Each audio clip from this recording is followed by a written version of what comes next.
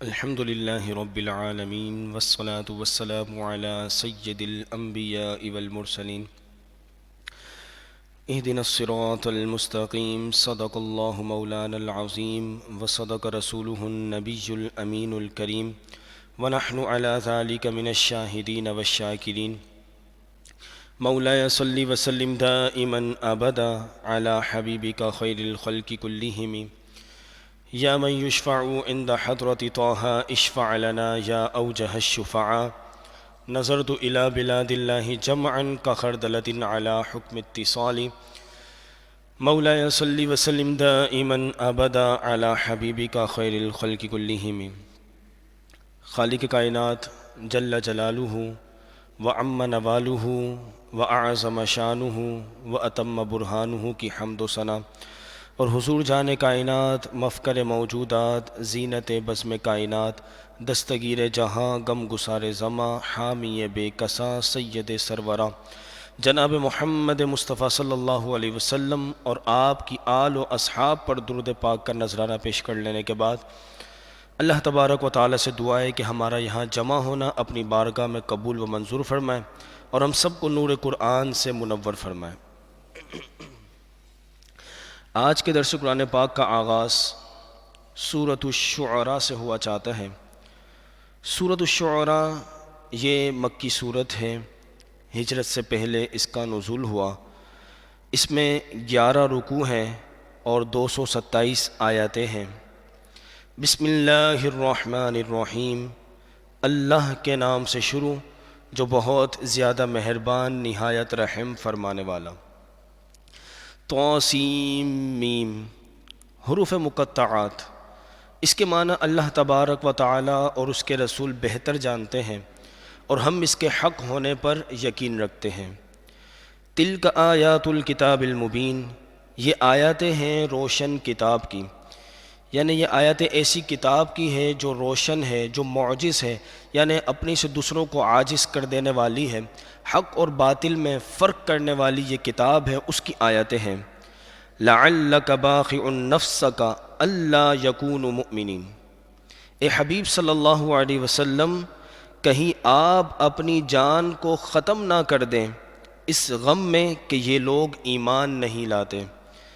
حضور علیہ الصلوۃ والسلام کو تسلی دینے کے لیے اللہ تبارک و تعالی نے یہ آیت کریمہ نازل فرمائی۔ آپ علیہ الصلوۃ والسلام کی یہ خواہش تھی کہ تمام کے تمام اہل مکہ یہ ایمان لے کر آ جائیں، اسلام قبول کر لیں۔ آپ علیہ الصلوۃ والسلام نے اہل مکہ کو تبلیغ فرمانا شروع کی۔ آپ نے علیہ الصلوۃ والسلام نے اہل مکہ کو نصیحتیں کرنا شروع کی، اللہ کی آیتیں پڑھ کے سنائی، تو اہل مکہ نے آپ کو جھٹلانا شروع کر دیا، آیاتوں کو جھٹلانا شروع کر دیا، آپ کو ساحر، کاہن اور مجنون کہنا شروع کر دیا، آپ کو تکلیفیں پہنچانا شروع کی، اس قرآن کو جھٹلانا شروع کیا، اس قرآن کو جو ہے وہ جادو اور شعر کہنے لگے۔ تو حضور علیہ الصلوۃ والسلام کو اس سے قلبی طور پہ تکلیف محسوس ہوئی، تو اللہ تبارک و تعالی نے آپ کو تسلی پہنچانے کے لیے آیت کریمہ نازل فرمائی کہ اے حبیب، ہمارے علم میں پہلے سے جن کے بارے میں موجود ہے کہ وہ لوگ ایمان لے کر نہیں آئیں گے، حالانکہ حق ان پر ظاہر بھی ہو جائے گا لیکن وہ ایمان لے کر نہیں آئیں گے، تو ایسے لوگوں کے بارے میں آپ غم نہ کیجئے اور آپ غم کر کر اپنی جان کو تکلیف میں نہ ڈالیے۔ ان نشأ ننزل علیہم من السماء، اگر ہم چاہیں تو آسمان سے ان پر آیتن کوئی نشانی لے کر آ جائیں، فظلت اعناقہم لہا خاضعین، تو ان کے بڑے بڑے سردار اس نشانی کے آگے جھک جائیں۔ اللہ نے فرمایا اے حبیب، ہمیں ان کا ایمان قبول ہی نہیں ہے، اگر ہم چاہیں تو آسمان سے ایسی نشانی نازل فرما دیں کہ جو ان کے بڑے بڑے سردار ہیں وہ اس نشانی کے سامنے جھک کر رہ جائیں، گر کر رہ جائیں، لیکن ہمیں ان کا ایمان قبول کرنا جو ہے، ایمان ان کا قبول ہی نہیں ہے، منظور ہی نہیں ہے، اس وجہ سے ہم کوئی نشانی لے کر نہیں آ رہے۔ تو آپ ایسے لوگوں پر غم نہ کیجیے۔ وما یأتیہم من ذکر من الرحمن محدث، اور جب بھی رحمان کی طرف سے کوئی نئی بات ان کے پاس آتی، الا کانوا عنہ معرضین، وہ اس سے اعراض کرتے، منہ پھیر لیتے۔ جب حضور علیہ الصلوۃ والسلام کوئی وحی انہیں سناتے، آیت انہیں سناتے، تو وہ اس سے منہ پھیر کر بھاگ جاتے. یا ان کا طریقہ کار یہ تھا، جب حضور علیہ الصلوۃ والسلام تبلیغ کرتے، نصیحت کرتے تو یہ شور مچانے شروع کر دیتے تاکہ لوگ حضور علیہ الصلوۃ والسلام کی نصیحت کو سن نہ سکیں. فقد کذبوا فسیأتیہم انباء، تو بے شک انہوں نے جھٹلایا تو ان قریب ہم لے آئیں گے ان کے پاس وہ خبر، ما کانوا بہ یستہزئون، جس کا وہ مذاق اڑاتے تھے. اللہ تبارک تعالیٰ نے فرمایا ہے حبیب، جس عذاب کا یہ مذاق اڑا رہے ہیں، آپ انہیں عذاب کی وعید سناتے ہیں تو یہ اس عذاب کا مذاق اڑاتے ہیں، تو ان قریب ہم ان پر اپنا عذاب کو لے کر آ جائیں گے کہ دنیا میں انہیں قتل کر دیں گے اور جو ہے آخرت میں جہنم کا عذاب انہیں ملے گا. اولم یروا الی الارض کم انبتنا فیہا من کل زوج کریم، کیا انہوں نے زمین کی طرف نہ دیکھا کہ ہم نے ان میں کتنے عزت والے جوڑے اگائے. اللہ تبارک و تعالیٰ نے اب انہیں اپنی نعمتوں کی طرف توجہ دلائی کہ کیا انہوں نے زمین کی طرف نہ دیکھا کہ ہم نے کتنے عزت والے جوڑے اگائے جو نباتات کے تھے، جانور کے تھے، جس سے انسان فائدہ اٹھاتے ہیں. ان فی ذلک لآیہ، بے شک اس میں ضرور نشانی ہے، یعنی زمین میں اچھی قسموں کے جوڑے اگائے جانے میں عظیم نشانی ہے جو اللہ تبارک و تعالیٰ کی قدرت کے کمال، اس کے علم کی کثرت اور اس کی رحمت کے وسعت پر دلالت کرتی ہیں. اور یہ چیزیں ایمان قبول کرنے کی طرف راغب کرنے والی ہے اور کفر سے روکنے والی ہیں. وما کان اکثرهم مؤمنین، لیکن بہت ہی تھوڑے لوگ ہیں جو ایمان لے کر آتے ہیں، اکثر لوگ وہ ایمان نہیں لاتے.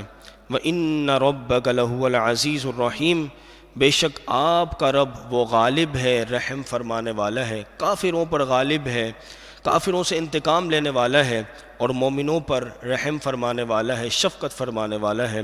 درود پاک پڑھ لیجئے. اللہم صلی علی سیدنا و مولانا محمد معدن الجود والکرم وآلہ وصحبہ وبارک وسلم.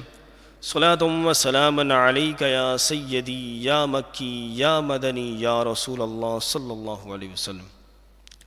اب جو رکوع شروع ہو رہے ہیں اس میں اللہ تبارک و تعالیٰ نے پچھلے انبیاء کرام اور ان کی قوم کے احوال کو ذکر فرمایا ہے اور اس کے ذریعے نبی کریم صلی اللہ علیہ وسلم کو تسلی دی ہے کہ حبیب صلی اللہ علیہ وسلم، آپ کی قوم آپ کو جھٹلا رہی ہے، آپ کو تکلیف پہنچا رہی ہے، تو آپ سے پہلے پچھلے بھی انبیاء کرام گزرے ہیں کہ ان کی قوم نے بھی انہیں تکلیفیں پہنچائی، انہیں جھٹلایا. تو ہماری مدد ایمان والوں کے ساتھ ہوتی ہے، اپنے رسولوں کے ساتھ ہوتی ہے، اور کافروں اور ظالموں سے ہم ضرور انتقام لیتے ہیں. تو اے حبیب، آپ غم نہ کیجئے، تکلیف نہ کیجئے، ہماری مدد آپ کے ساتھ اور مومنین کے ساتھ ہے، ان کافروں سے ہم ضرور انتقام لیں گے. اللہ تبارک و تعالیٰ نے سب سے پہلے سورہ مبارکہ میں حضرت موسیٰ علیہ نبینا علیہ السلام کا ذکر ارشاد فرمایا وَإِذْ نَادَى رَبُّكَ مُوسَىٰ، اے حبیب آپ اس وقت کو یاد کیجئے جب آپ کے رب نے ندا دی موسیٰ علیہ السلام کو، ان ائت القوم الظالمین، یہ کہ آپ ظالم قوم کی طرف جائیے.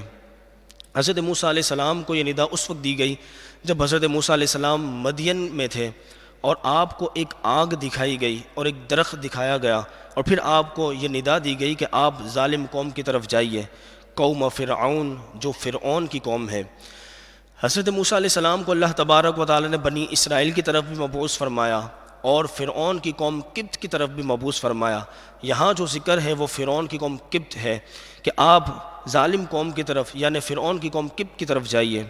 الا یتقون، کیا وہ ڈرتے نہیں اللہ کی نافرمانی کرنے سے، شرک کرنے سے، بت پرستی کرنے سے، بنی اسرائیل کو اپنا غلام بنانے سے، ان پر ظلم کرنے سے، کیا وہ ڈرتے نہیں؟ قولا، حضرت موسیٰ علیہ السلام نے عرض کی، ربی، اے میرے رب، انی اخاف ان یکذبون، میں اس بات کا خوف رکھتا ہوں یہ کہ وہ مجھے جھٹلائیں گے. اے میرے رب، جب میں ان میں تبلیغ کرنے جاؤں گا، نصیحتیں کرنے جاؤں گا، تو مجھے اس بات کا خوف ہے کہ وہ لوگ مجھے جھٹلا دیں گے. وَيَضِيقُ صَدْرِي، اس سے میرا دل تنگ ہو جائے گا. وَلَا يَنْطَلِقُ لِسَانِي، اور میری زبان صحیح نہیں چلتی. حضرت موسیٰ علیہ السلام نے بچپن میں انگارہ منہ میں لے لیا تھا جس کی وجہ سے آپ کی زبان میں کچھ لکنت آ گئی تھی. تو فرمایا کہ میرے رب، میری زبان بھی صحیح نہیں چلتی. فَأَرْسِلْ إِلَىٰ ہارون، تو میرے ساتھ ہارون کو بھی رسول بنا دے، تو ہارون کو بھی نبی بنا دے تاکہ ہم دونوں مل کر فرعون کی قوم کو تبلیغ کریں. وَلَهُمْ عَلَيَّ ذَنْبٌ فَأَخَافُ أَن يَقْتُلُونَ، اور ان کے لیے مجھ پر ایک الزام ہے مجھے خوف ہے کہ وہ مجھے قتل کر دیں گے۔ حضرت موسیٰ علیہ السلام نے تادیباً ادب سکھانے کے لیے آپ سے غلطی سے ایک قبطی کا قتل ہو گیا تھا۔ واقعہ کچھ اس طرح تھا کہ ایک قبطی شخص جو فرعون کی قوم سے تھا اور ایک بنی اسرائیل جو حضرت موسیٰ علیہ السلام کی قوم سے تھا، دونوں آپس میں جھگڑ رہے تھے۔ موسیٰ علیہ السلام کا وہاں سے گزر ہوا تو بنی اسرائیل نے حضرت موسیٰ علیہ السلام سے عرض کی کہ یہ قبطی مجھ پر ظلم کر رہا ہے۔ حضرت موسیٰ علیہ السلام کو پہلے سے ہی پتہ تھا کہ فرعون جو ہے وہ بنی اسرائیل پر ظلم کرتے ہیں، تو اپنی آنکھوں سے بھی حضرت موسیٰ علیہ السلام نے یہ منظر دیکھ لیا تھا۔ حضرت موسیٰ علیہ السلام نے اس قبطی کو سمجھایا لیکن وہ نہ مانا، تو آپ نے ادب سکھانے کے لیے اسے ایک مکہ مارا۔ آپ نے جیسے ہی مکہ مارا تو وہ اسی وقت مر گیا۔ آپ نے اللہ رب العزت کی بارگاہ میں توبہ بھی کی اور یہ فرمایا کہ یہ کام شیطان کی وجہ سے ہوا ہے۔ حضرت موسیٰ علیہ السلام کا ارادہ یہ نہیں تھا کہ اسے جان سے مار دیں، آپ نے تو صرف ایک مکہ مارا اور آپ کو معلوم نہیں تھا کہ مکہ مارنے سے وہ قتل ہو جائے گا۔ تو اسی کے بارے میں آپ نے فرمایا کہ ان کے لیے مجھ پر ایک الزام ہے، مجھے خوف ہے کہ جب میں انہیں تبلیغ کرنے کے لیے جاؤں گا تو وہ میری بات نہیں سنیں گے اور مجھے دیکھتے ہی مجھے قتل کر دیں گے، اور ہارون جو میرے بھائی ہیں ان پر کوئی الزام نہیں ہے، تو میرے ساتھ ہارون کو بھی بھیج دے تاکہ ہارون تبلیغ کریں۔ قال کلا، اللہ نے فرمایا ہرگز فرعون اور اس کی قوم آپ پر غالب نہیں آئے گی۔ فاذهبا، تو آپ دونوں جائیے، بآیاتنا، ہماری آیتوں کو لے کر، انا معکم مستمعون، بے شک ہم تمہارے ساتھ سننے والے ہیں۔ اللہ تبارک و تعالیٰ نے حضرت موسیٰ علیہ السلام کی سفارش کو قبول فرمایا اور حضرت ہارون علیہ السلام کو بھی نبوت عطا فرمائی۔ جس وقت حضرت موسیٰ علیہ السلام کو نبوت عطا فرمائی آپ مدین میں تھے اور حضرت ہارون وہ مصر میں تھے۔ حضرت موسیٰ علیہ السلام فوراً اپنے گھر گئے مصر میں، حضرت ہارون علیہ السلام کو بتایا کہ اللہ تبارک و تعالیٰ نے مجھے اور تمہیں نبوت عطا فرمائی ہے اور ہمیں فرعون کی قوم کی طرف بھیجا ہے تاکہ ہم انہیں تبلیغ کریں۔ آپ کی والدہ وہاں موجود تھیں، آپ کی والدہ نے جانے سے روکا، لیکن چونکہ اللہ تبارک و تعالیٰ کا حکم تھا اور تبلیغ کا کام آگے کرنا تھا تو حضرت موسیٰ علیہ السلام اور حضرت ہارون علیہ السلام وہاں سے نکلے اور راتوں رات فرعون کے محل میں پہنچے۔ آپ نے دروازہ ٹھکٹھکایا تو درباریوں نے پوچھا کون؟ تو حضرت موسیٰ علیہ السلام نے فرمایا میں موسیٰ ہوں، اللہ کا رسول۔ درباریوں نے جا کے فرعون کو بتایا، فرعون نے کہا کہ صبح ان کو میرے پاس بھیجنا۔ صبح ہوئی، حضرت موسیٰ علیہ السلام اور حضرت ہارون علیہ السلام فرعون کے پاس گئے، فرمایا فَأْتِيَا فرعون، تو وہ دونوں فرعون کے پاس آئے، فَقُولَا، تو دونوں نے کہا اِنَّا رَسُولُ رَبِّ الْعَالَمِينَ، بے شک ہم تمام جہاں والوں کے پالنے والے کے رسول ہیں، ہم رب العالمین کے رسول ہیں۔ ان ارسل معنا بنی اسرائیل، تو بھیج دے ہمارے ساتھ بنی اسرائیل کو۔ حضرت موسیٰ علیہ السلام نے جیسے تبلیغ فرمائی، فرعون حضرت موسیٰ علیہ السلام کو دیکھ کے پہچان گیا کہ یہ موسیٰ ہے، چونکہ حضرت موسیٰ علیہ السلام نے حضرت موسیٰ علیہ السلام نے بچپن میں فرعون کے پاس پرورش پائی تھی، اس وجہ سے فرعون حضرت موسیٰ علیہ السلام کو دیکھتے ہی پہچان گیا۔ قالا، فرعون نے کہا الم نربک فینا ولیدا، کیا ہم نے تمہیں اپنے یہاں بچپن میں نہ پالا؟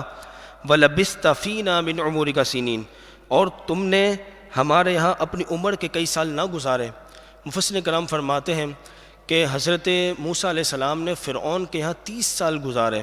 آپ جو ہے وہ فرعون کے کپڑے پہنا کرتے، فرعون کی سواری پر سوار ہوا کرتے، اور فرعون کے فرزند کے طور پہ آپ مشہور تھے۔ فرعون آپ کو دیکھ کے پہچان گیا اور اس نے احسان جتلانا شروع کیا کہ کیا تم نے ہمارے یہاں بچپن میں پرورش نہ پائی اور کئی سال اپنی زندگی کے ہمارے یہاں نہ گزارے؟ وَفَعَلْتَ فَعَلَتَكَ الَّتِي فَعَلْتَ، اور تم نے اپنا وہ کام کیا جو تم نے کیا، یعنی تم نے قبطی کو قتل کر دیا۔ وَأَنْتَ مِنَ الْكَافِرِينَ، اور تم شکریہ ادا کرنے والوں میں سے نہیں ہو۔ ہونا تو یہ چاہیے تھا کہ تم میرا شکریہ ادا کرتے کہ میں نے تمہاری پرورش کی، لیکن تم نے یہ کیا کہ تم نے جو ہے میرے ہی ایک بندے کو، میری قوم کے ایک بندے کو قتل کر دیا اور یہاں سے تم نکل گئے۔ قالا، حضرت موسیٰ علیہ السلام نے فرمایا فعلتها اذا وانا من الضالین، یہ کام میں نے اس وقت کیا جب مجھے راہ کی خبر نہ تھی، یعنی مجھے پتہ نہ تھا کہ میں مکہ ماروں گا اور قبطی قتل ہو جائے گا، اگر مجھے پتہ ہوتا تو میں ایسا نہیں کرتا۔ ففررت منکم، تو میں نکل گیا تمہارے پاس سے، لما خفتکم، جب مجھے تم سے خوف ہوا کہ تم مجھے قتل کر دو گے۔ فوہب لی ربی حکمن، تو میرے رب نے مجھے حکمت عطا کی، یعنی نبوت عطا کی۔ وجعلنی من المرسلین، اور مجھے رسولوں میں سے بنا دیا۔ مزید حضرت موسیٰ علیہ السلام نے فرعون سے فرمایا وَتِلْكَ نِعْمَةٌ تَمُنُّهَا عَلَيَّ، یہ کون سی نعمت ہے جس کا تو احسان جتلا رہا ہے مجھ پر؟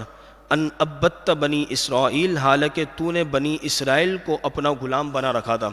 فرعون نے احسان جتلایا کہ آپ نے ہمارے ہاں پرورش پائی، تو اس کا جواب دیتے ہوئے حضرت موسیٰ علیہ السلام نے فرمایا یہ کون سی نعمت ہے جس کا تو احسان جتلا رہا ہے، حالانکہ تو نے بنی اسرائیل کو اپنا غلام بنا رکھا تھا، اور تو یہ کرتا تھا کہ بنی اسرائیل کے یہاں کوئی لڑکا پیدا ہوتا تو اسے قتل کر دیتا۔ اس وجہ سے میرے والدین نے مجھے جو بچپن میں ہی اس خوف سے کہ تو مجھے قتل نہ کر دے، ایک صندوق میں مجھے رکھ کر مجھے دریا میں ڈال دیا، اور میں ہوتا ہوتا تیرے پاس پہنچ گیا۔ اگر تو ایسا نہ کرتا کہ بنی اسرائیل کی اولاد کو قتل نہ کرتا تو میں بھی اپنے والدین کے پاس ہی پرورش پاتا، تو کس چیز کا تو مجھ پر احسان جتلا رہا ہے؟ جب حضرت موسیٰ علیہ السلام نے یہ جواب دیا تو اب فرعون کے پاس آگے سے کوئی جواب نہ بنا، تو فرعون نے اپنے کلام کو بدل دیا۔ قال فرعون، اور فرعون کہنے لگا وما رب العالمین، رب العالمین کیا چیز ہے؟ آپ تم جس رب کے بارے میں کہہ رہے ہو مجھے ذرا اس کے بارے میں بتاؤ وہ کیا چیز ہے؟ قال، حضرت موسیٰ علیہ السلام نے فرمایا رب السماوات والارض، وہ آسمان اور زمین کا رب ہے، وما بینہما، اور جو کچھ ان کے درمیان ہے وہ اس کا رب ہے۔ حضرت موسیٰ علیہ السلام نے فرعون کے سوال کے برخلاف جواب دیا۔ فرعون نے جو سوال پوچھا تھا وہ اللہ رب العزت کی جنس کے بارے میں، حیت کے بارے میں سوال کیا تھا۔ چونکہ اللہ تبارک و تعالیٰ جنس اور حیت سے پاک ہے، تو حضرت موسیٰ علیہ السلام نے اللہ تبارک و تعالیٰ کی صفت بیان فرمانا شروع کی، اور فرمایا کہ میرا رب جو ہے وہ آسمان اور زمین کا رب ہے، اور جو کچھ اس کے درمیان ہے سب کا رب ہے، ان کنتم موقنین، اگر تم یقین رکھتے ہو۔ قال، فرعون کہنے لگا لمن حولہ، ان سے جو اس کے ارد گرد بیٹھے ہوئے تھے۔ فرعون کے ارد گرد بڑے بڑے سردار بیٹھے ہوئے تھے جو سونے چاندی کے زیورات سے آراستہ کرسیوں پر، صوفوں پر بیٹھے ہوئے تھے، اور بڑے عمدہ لباس انہوں نے پہنا ہوا تھا۔ فرعون ان سے مخاطب ہوا اور کہا الا تستمعون، کیا تم سنتے ہو کہ یہ کیا کہہ رہے ہیں؟ اس سے فرعون کی مراد یہ تھی ایک تفسیر کے مطابق کہ فرعون نے کہا کہ میں ان سے کیا سوال کر رہا ہوں اور یہ کیا جواب دے رہے ہیں، یہ میرا سوال ہی نہیں سمجھے۔ اور دوسری تفسیر کے مطابق فرعون کے سوال کا مطلب یہ تھا کہ فرعون اور فرعون کی قوم کا یہ عقیدہ تھا کہ زمین اور آسمان یہ قدیم ہے۔ حضرت موسیٰ علیہ السلام نے یہ فرمایا کہ زمین اور آسمان کا بھی رب ہے اللہ تبارک و تعالیٰ، یعنی زمین اور آسمان کو بھی اللہ نے پیدا کیا ہے۔ تو فرعون نے اپنے سرداروں سے کہا دیکھو یہ کیا بات کر رہے ہیں، جو ہمارے عقیدے کے خلاف ہے یہ وہ بات کر رہے ہیں۔ قال، حضرت موسیٰ علیہ السلام نے فرمایا ربکم ورب آبائکم الاولین، وہ تمہارا بھی رب ہے اور تم سے پہلے تمہارے باپ داداؤں کا بھی رب ہے۔ حضرت موسیٰ علیہ السلام نے فرمایا پہلی دلیل میری سمجھ نہیں آئی، تو یہ سمجھو کہ وہ تمہارا بھی رب ہے اور تمہارے باپ داداؤں کا بھی رب ہے۔ قال، فرعون نے کہا ان رسولکم الذی ارسل الیکم لمجنون، بے شک تمہارا یہ رسول جو تمہاری طرف بھیجا گیا ہے ضرور دیوانہ ہے۔ فرعون نے یہ بات اس لیے کہی کہ فرعون اپنے سوا کسی کو معبود نہیں سمجھتا تھا۔ اگر اس کے سوا کوئی کسی دوسرے کو معبود مانے تو یہ اسے خارج اس عقل سمجھتا تھا، یہ سمجھتا تھا اس کے پاس عقل ہی نہیں ہے۔ اس وجہ سے فرعون نے یہ کہا کہ تمہارے رسول جو تمہاری طرف بھیجے گئے یہ ضرور دیوانے ہیں۔ حضرت موسیٰ علیہ السلام نے فرعون کی اس لایانی اور اس بیکار باتوں کا کوئی جواب نہ دیا اور اپنی تبلیغ کو مزید جاری رکھا۔ قال، حضرت موسیٰ علیہ السلام نے فرمایا رب المشرق والمغرب وما بینہما، وہ مشرق اور مغرب کا رب ہے اور جو کچھ اس کے درمیان ہے وہ سب کا رب ہے۔ حضرت موسیٰ علیہ السلام نے فرمایا تم دیکھتے ہو کہ سورج مشرق سے نکلتا ہے، مغرب میں غروب ہوتا ہے، یہ دن اور یہ رات کا نظام تم دیکھتے ہو، یہ سب چلانے والا میرا رب ہے، اور جو کچھ اس کے درمیان ہے سب کچھ اللہ رب العزت نے پیدا کیا ہے۔ ان کنتم تعقلون، اگر تم عقل رکھو۔ اب فرعون کے پاس مزید کوئی بات نہ رہی۔ قال، تو فرعون نے کہا لئن اتخذت الہا غیری، اگر تم نے میرے سوا کسی کو معبود بنایا، میرے سوا کسی کی عبادت کی، لَأَجْعَلَنَّكَ مِنَ الْمَسْجُونِينَ، تو ضرور میں تمہیں قید کر دوں گا۔ مفسرین کرام فرماتے ہیں کہ فرعون کی جو قید تھی وہ قتل سے زیادہ سخت تھی، چونکہ فرعون کی قید ایسی تھی کہ وہ ایک گڑھا کھودتا، اس میں بندے کو ڈال دیتا، نہ تو جو ہے وہاں پہ ہوا آتی، نہ کوئی روشنی ہوتی، دن اور رات کا کچھ پتہ نہ چلتا۔ تو فرعون نے کہا کہ اگر تم نے میرے سوا کسی کو معبود بنایا تو میں تمہیں قید کر دوں گا۔ قال، حضرت موسیٰ علیہ السلام نے فرمایا اولو جئتک بشیء مبین، کیا اگر میں کوئی واضح دلیل لے کر آؤں تب بھی تو مجھے قید کر دے گا؟ قال، فرعون نے کہا فأتی بہ ان کنت من الصادقین، آپ لے آئے میرے پاس کوئی دلیل اگر آپ سچے ہیں۔ فرعون نے کہا اگر آپ سچے ہیں، آپ رسول ہیں تو کوئی معجزہ لے کے آ جائے، کوئی دلیل لے کر آ جائے۔ فألقى عصاہ، تو حضرت موسیٰ علیہ السلام نے اپنے عصے کو ڈالا۔ فإذا ہی ثعبان مبین، تو جبھی وہ ایک بہت ہی بڑا اژدھا بن گیا۔ حضرت موسیٰ علیہ السلام نے جیسے ہی اپنے عصے کو ڈالا تو وہ ایک بہت بڑا اژدھا بن گیا، اتنا بڑا اژدھا بن گیا کہ اس اژدھے نے جب اپنا منہ کھولا تو اس کا ایک جبڑا زمین پر تھا اور دوسرا جبڑا فرعون کے محل کی چھت پر تھا۔ دونوں جبڑوں کے درمیان 120 فٹ کا فاصلہ تھا، اور وہ فرعون کی طرف بڑھنے لگا۔ فرعون گھبرایا، بھاگنے لگا، اور فرعون نے کہا آپ کو اس کی قسم جس نے آپ کو رسول بنایا ہے اسے ہٹائیے۔ حضرت موسیٰ علیہ السلام نے اسے پکڑا تو وہ واپس عصا بن گیا۔ فرعون نے کہا کیا کوئی اور معجزہ بھی آپ لے کر آئے ہیں؟ حضرت موسیٰ علیہ السلام نے فرمایا ہاں۔ حضرت موسیٰ علیہ السلام نے اپنا ہاتھ گریبان میں ڈالا، وَنَزَعَ يَدَهُ فَإِذَا هِيَ بَيْضَاءُ لِلنَّاظِرِينَ، جب نکالا اپنے ہاتھ کو تو وہ دیکھنے والوں کے لیے روشن ہو گیا، چمکدار ہو گیا۔ یہ معجزات حضرت موسیٰ علیہ السلام نے فرعون کو اور ان کی قوم کو دکھائے۔ درود پاک پڑھ لیجیے، اللہم صلی علی وسلم۔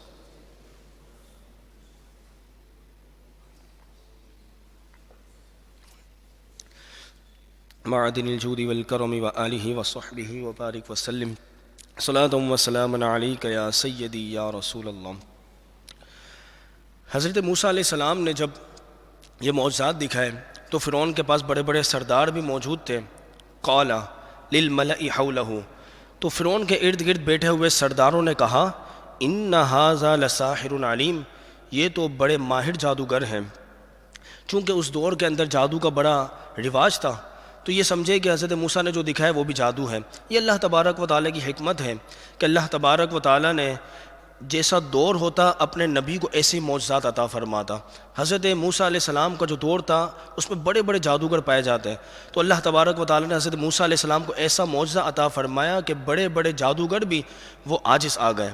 حضرت عیسیٰ علیہ السلام کا جو دور تھا وہ بڑے بڑے طبیبوں کا دور تھا، بڑے بڑے ماہر طبیب پائے جاتے تھے اور بڑی بڑی بیماریوں کا وہ علاج کیا کرتے تھے، لیکن کسی کے پاس کوری کے مریض کا علاج نہیں تھا اور مادرزاد اندھوں کا علاج نہیں تھا۔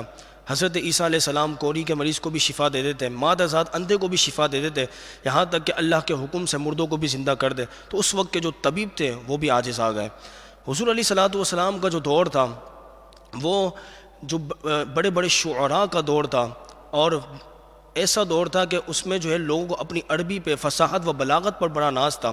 اللہ تبارک و تعالیٰ نے حضور علیہ الصلوۃ والسلام کو قرآن عطا فرمایا، جسے دیکھ کر بڑے بڑے فصحاء، بلغاء، شعراء بھی عاجز آ کر وہ کہنے لگے کہ یہ کسی عام بندے کا کلام نہیں ہے۔ تو جیسا دور ہوتا اللہ تبارک و تعالیٰ اپنے نبی کو ایسے معجزات عطا فرماتا، اسی لیے انہوں نے کہا کہ یہ تو لگتا ہے بڑے ماہر جادوگر ہیں۔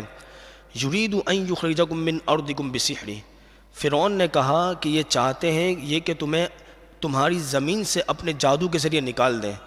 فماذا تأمرون، تو تمہارا کیا مشورہ ہے؟ فرعون نے مشورہ طلب کیا اپنے سرداروں سے۔ قالوا، تو سرداروں نے کہا ارجہ واخاہ، آپ کچھ عرصے تک چھوڑے رکھیے حضرت موسیٰ کو اور ان کے بھائی کو، وابعث فی المدائن حاشرین، اور آپ بھیجیے شہر میں جمع کرنے والوں کو، یأتوک بکل سحار علیم، وہ لے کر آئیں بڑے بڑے ماہر جادوگر۔ سرداروں نے یہ مشورہ دیا کہ کچھ عرصے تک آپ حضرت موسیٰ اور ان کے بھائی کو چھوڑے رکھیے اور لوگوں کو بھیجیے تاکہ وہ بڑے بڑے ماہر جادوگر ڈھونڈ کر لے کر آئیں، تاکہ ہم حضرت موسیٰ اور ان جادوگروں کو مقابلہ کریں۔ وہ جادوگر جب غالب آ جائیں گے حضرت موسیٰ پر تو لوگ خود ہی حضرت موسیٰ سے دور ہونے لگ جائیں گے۔ فجمع السحرة لمیقات یوم معلوم، تو جادوگروں کو ایک مقررہ دن کے وعدے پر جمع کر لیا گیا، ایک دن مقرر کیا گیا، اس دن جادوگروں کو بلا لیا گیا۔ وقیل للناس هل انتم مجتمعون، اور لوگوں سے کہا گیا کہ تم سب بھی اس دن جمع ہو جانا۔ یہ دن جو تھا وہ فرعونیوں کے عید کا دن تھا، اس دن سب کو جمع کیا گیا، جادوگروں کو بھی اس دن بلایا گیا اور جو ہے وہ لوگوں کو بھی بلایا گیا کہ فلاں میدان میں آ جانا۔ لعلنا نتبع السحرة ان كانوا هم الغالبین، فرعون نے کہا شاید کہ ہم جادوگروں کی پیروی کریں اگر وہ جادوگر غالب آ جائیں۔ اس سے فرعون کا مقصد یہ نہیں تھا کہ جادوگروں کی پیروی کرے، بلکہ لوگوں کو حضرت موسیٰ علیہ السلام سے دور کرنا تھا۔ اس وجہ سے اس نے کہا کہ اگر جادوگر غالب آ جائیں گے تو شاید کہ ہم جادوگروں کی پیروی کرنے لگ جائیں۔ جب جادوگر آئے، فلما جاء السحرة، جب جادوگر آئے، قالوا، انہوں نے کہا لفرعون، فرعون سے، اِنَّ لَنَا لَأَجْرًا إِن كُنَّا نَحْنُ الْغَالِبِينَ، کیا ہمارے لیے کوئی اجرت ہے، کوئی اجر ہے اگر ہم غالب آ جائیں؟ قال، فرعون نے کہا نعم، ہاں کیوں نہیں، بہت مال دولت تمہیں عطا کروں گا، وَإِنَّكُمْ إِذًا لَّمِنَ الْمُقَرَّبِينَ، اور میں تمہیں جو ہے اپنے مقربین میں سے کر لوں گا، مال دولت تو عطا کروں گا ہی اور اپنا مقرب بندہ بھی تمہیں بنا لوں گا۔ اب دن آ گیا، سب لوگ جمع ہیں، حضرت موسیٰ علیہ السلام بھی موجود ہیں، جادوگر بھی موجود ہیں۔ جادوگروں نے حضرت موسیٰ علیہ السلام سے عرض کی کہ آپ کو جو دکھانا ہے پہلے آپ دکھائیں یا ہمیں جو دکھانا ہے ہم دکھائیں۔ قال لهم موسیٰ، حضرت موسیٰ علیہ السلام نے ان سے کہا القوا ما انتم ملکون، تم ڈالو جو تمہیں ڈالنا ہے۔ فالقوا حبالهم وعصیهم، تو انہوں نے اپنی لاٹھیوں کو اور اپنی رسیوں کو ڈالا۔ انہوں نے جب اپنی لاٹھیوں اور رسیوں کو ڈالا تو وہ دیکھنے والوں کے لیے سانپ بن گئے، حالانکہ وہ اصلی میں سانپ نہیں بنے، انہوں نے جو ہے لوگوں کی آنکھوں کو نظر بند کر دیا تھا، جس سے تھی تو وہ لاٹھی اور رسیاں ہیں لیکن لوگوں کو سانپ نظر آنے لگی۔ وَقَالُوا بِعِزَّةِ فِرْعَوْنَ إِنَّا لَنَحْنُ الْغَالِبُونَ، اور انہوں نے کہا کہ فرعون کی عزت کی قسم ہم ہی غالب آئیں گے۔ یہ اعتماد اتنا اس وجہ سے تھا انہیں کہ جو جادو لے کر آئے تھے وہ بڑے درجے کا جادو لے کر آئے تھے، اس وجہ سے انہوں نے کہا کہ فرعون کی عزت کی قسم ہم ہی غالب آئیں گے۔ اللہ تبارک و تعالیٰ نے حضرت موسیٰ علیہ السلام کو وحی فرمائی کہ آپ اب اپنے عصے کو ڈالیے۔ فَأَلْقَى مُوسَىٰ عَصَاهُ، تو جب حضرت موسیٰ علیہ السلام نے اپنے عصے مبارک کو ڈالا، فَإِذَا هِيَ تَلْقَفُ مَا يَأْفِكُونَ، تو جبھی وہ ان کی بناوٹوں کو نگلنے لگا، جیسے ہی آپ نے اپنے عصے کو ڈالا تو وہ اژدھا بن گیا اور ان کی بناوٹی چیزوں کو نگلنے لگا۔ جب جادوگروں نے یہ دیکھا تو وہ سمجھ گئے کہ ہم نے جو کیا وہ تو صرف جادو تھا اور لوگوں کی آنکھوں کو ہم نے نظر بند کر دیا تھا، اور یہ تو ایک اصل چیز ہے، یہ تو معجزہ ہے اور یہ کسی عام بندے سے صادر نہیں ہو سکتا۔ فَأُلْقِيَ السَّحَرَةُ سَاجِدِينَ، تو جبھی وہ سجدے میں گرا دیے گئے، فوراً سجدہ ریز ہو گئے۔ قالوا، اور انہوں نے کہا آمنا، ہم ایمان لائے، برب العالمین، رب العالمین پر، رب موسیٰ و ہارون، ہارون اور موسیٰ کے رب پر ہم ایمان لے کر آئے۔ جب فرعون نے یہ دیکھا کہ فوراً ہی جادوگر سجدہ ریز ہو گئے، ایمان لے کر آ گئے، تو فرعون جو ہے وہ بڑا غصے میں آیا۔ قال، فرعون نے کہا آمنتم لہ قبل ان آذن لکم، کیا تم ایمان لے کر آ گئے اس سے پہلے کہ میں اجازت دوں تمہیں؟ انہ لکبیرکم الذی علمکم السحر، بے شک یہ موسیٰ تمہارے بڑے ہیں اور انہوں نے ہی تمہیں جادو سکھایا ہے۔ فرعون کہنے لگا کہ یہ موسیٰ تمہارے استاد ہیں اور تم سب ان کے شاگرد ہو، انہوں نے ہی تمہیں جادو سکھایا ہے اور تم یہ چاہتے ہو کہ تم سب مل کے اس شہر پر قبضہ کر لو۔ فَلَسَوْفَ تَعْلَمُونَ، تو ان قریب تم جان لوگے، لَأُقَطِّعَنَّ أَيْدِيَكُمْ، کہ میں ایک طرف کے تمہارے ہاتھ کو کاٹ دوں گا، بازو کو کاٹ دوں گا، وَأَرْجُلَكُمْ مِنْ خِلَافٍ، اور دوسری جانب کے پاؤں کو کاٹ دوں گا، وَلَأُصَلِّبَنَّكُمْ أَجْمَعِينَ، اور میں تمہیں سولی چرا دوں گا۔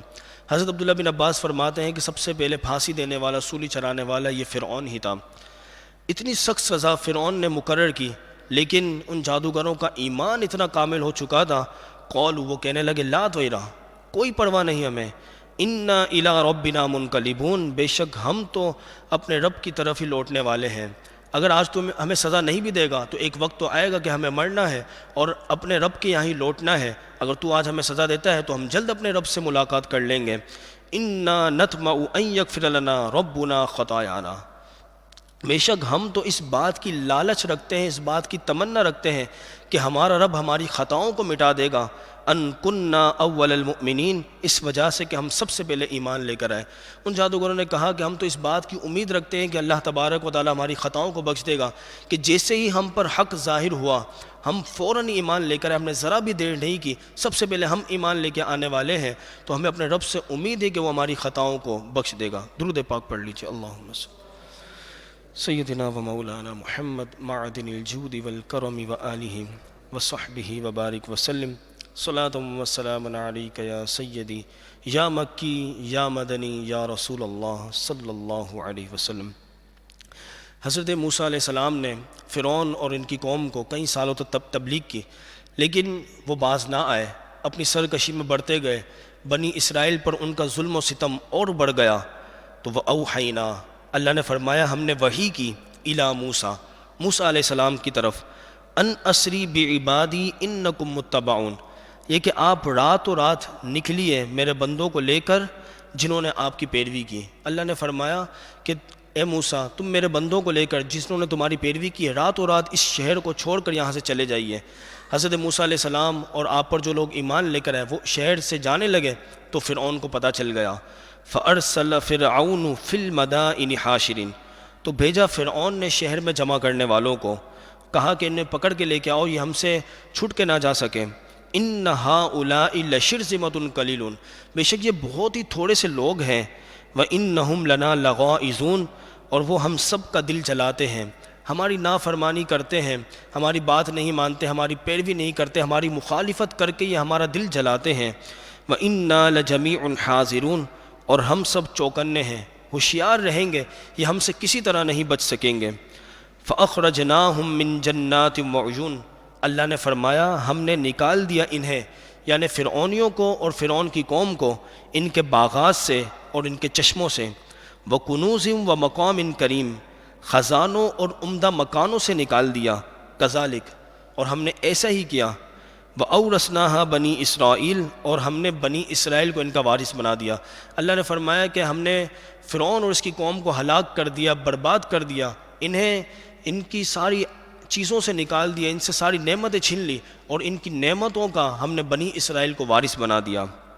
فَأَتْبَعُوهُم مُشْرِقِينَ، تو دن نکلنے کے وقت فرعون نے ان کا تعاقب کیا۔ جیسے ہی صبح ہوئی فرعون اور اس کی قوم نے حضرت موسیٰ علیہ السلام اور ان کے ساتھیوں کا تعاقب شروع کر دیا۔ فَلَمَّا تَرَاءَ الْجَمْعَانِ، تو جب دونوں گروہ آمنے سامنے ہوئے، قَالَ أَصْحَابُ مُوسَىٰ، تو حضرت موسیٰ علیہ السلام کے ساتھیوں نے کہا إِنَّا لَمُدْرَكُونَ، بے شک ہم تو پا لیے گئے۔ ایک مقام ایسا آ گیا کہ آگے سمندر تھا، پیچھے فرعون کی قوم تھی۔ حضرت موسیٰ علیہ السلام کے جو ساتھی تھے وہ گھبرائے اور انہوں نے عرض کی اے موسیٰ علیہ السلام اب تو ہم جو پکڑ لیے گئے، نہ تو آگے جا سکتے ہیں کیونکہ آگے جائیں گے تب بھی سمندر ہے، ہم ڈوب جائیں گے، اور پیچھے فرعون کی قوم ہے، اب یہ ہمیں نہیں چھوڑے گی، ہمیں ہلاک کر دے گی۔ قال کلا، حضرت موسیٰ علیہ السلام نے فرمایا ہرگز نہیں، ایسا کچھ بھی نہیں ہوگا۔ ان معی ربی سیہدین، بے شک میرے ساتھ میرا رب ہے، ان قریب وہ راستہ دکھائے گا۔ حضرت موسیٰ علیہ السلام کو اللہ تبارک و تعالیٰ پر توکل تھا، بھروسہ تھا، کیونکہ اللہ نے پہلے ہی فرمایا تھا کہ فرعون تم پر غالب نہیں آئے گا۔ تو حضرت موسیٰ علیہ السلام نے فرمایا ایسا کچھ بھی نہیں ہوگا، میرا رب ان قریب کوئی نہ کوئی راستہ دکھائے گا۔ فأوحینا، اللہ نے فرمایا تو ہم نے وحی کی، الی موسیٰ، موسیٰ علیہ السلام کی طرف، ان اضرب بعصاک البحر، کہ آپ اپنے عصے کو سمندر پر ماریے۔ حضرت موسیٰ علیہ السلام نے اپنے عصے مبارک کو جیسے ہی سمندر پہ مارا، فَانْفَلَقَ فَكَانَ كُلُّ فِرْقٍ كَالطَّوْدِ الْعَظِيمِ، تو دریا پھٹ گیا اور ہر راستہ بڑے پہاڑ جیسا ہو گیا۔ مفسرین کرام فرماتے ہیں کہ 12 راستے دریا نے بنا دیے اور حضرت موسیٰ اور ان کے ساتھی وہاں سے گزرنے لگے۔ وَأَزْلَفْنَا ثَمَّ الْآخَرِينَ، اور وہاں ہم قریب لائے دوسروں کو۔ جب فرعون اور اس کے ساتھیوں نے دیکھا کہ حضرت موسیٰ اور ان کے ساتھی سمندر سے گزرتے ہوئے جا رہے ہیں، سمندر نے راستہ بنا دیا ہے، تو وہ بھی ان کے پیچھے پیچھے جانے لگے۔ جیسے ہی سمندر کے درمیان میں پہنچے تو سمندر نے راستہ بند کر دیا اور اس فرعون کا لشکر وہیں غرق ہو گئے۔ وَأَنْجَيْنَا مُوسَىٰ، اور ہم نے نجات دی موسیٰ علیہ السلام کو، وَمَن مَّعَهُ أَجْمَعِينَ، اور جو ان کے ساتھ ان کے ساتھی تھے ان سب کو ہم نے نجات دی۔ ثُمَّ أَغْرَقْنَا الْآخَرِينَ، پھر ہم نے دوسروں کو غرق کر دیا، یعنی فرعون اور فرعون کی قوم کو غرق کر دیا۔ إِنَّ فِي ذَلِكَ لَآیَةً، بے شک اس میں ضرور نشانی ہے، یعنی کہ سمندر کے راستہ بنانے میں، حضرت موسیٰ علیہ السلام اور آپ کے ساتھیوں کو نجات دینے میں، اور فرعون کی قوم کو غرق کر دینے میں ضرور نشانی ہے۔ وَمَا كَانَ أَكْثَرُهُم مُؤْمِنِينَ، لیکن بہت ہی تھوڑے لوگ وہ ایمان لے کر آئے، اکثر لوگ ایمان نہ لائے۔ وَإِنَّ رَبَّكَ لَهُوَ الْعَزِيزُ الرَّحِيمُ، اور بے شک آپ کا رب وہی غالب ہے، کافروں سے انتقام لینے والا ہے، الرحیم، اور مومنوں پر رحم فرمانے والا ہے۔ مفسرین کرام فرماتے ہیں کہ مصر والوں میں سے 3 لوگ ہی ایمان لے کر آئے، ایک حضرت آسیہ جو فرعون کی زوجہ تھی، اور ایک حزقیل جو فرعون کا چچا زاد بھائی تھا، اور ایک وہ عورت جس نے حضرت موسیٰ علیہ السلام سے جنت کی رفاقت کا وعدہ کیا تھا۔ 3 لوگ ایمان لے کر آئے، باقی اکثر لوگ وہ ایمان لے کر نہ آئے۔ درود پاک پڑھ لیجئے، اللہم صلی علی سیدنا۔